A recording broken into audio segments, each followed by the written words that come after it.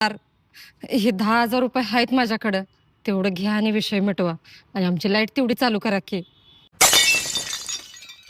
ओ साहेब, तुम्ही हे चुकीचं करायला आहे. तुम्हाला पण मी लाच घेऊ देणार नाही, मी पण घेणार नाही. आणि जर तुम्ही घेतलं तर तुमची तक्रार मी चिपळे साहेबाला करीन.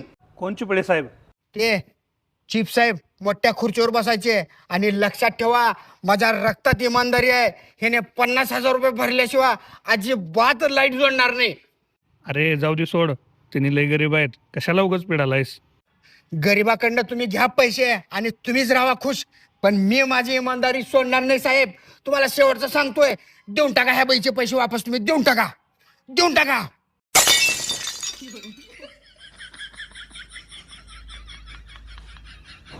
ओ ताई, आली का बघा लाईट? आली आली.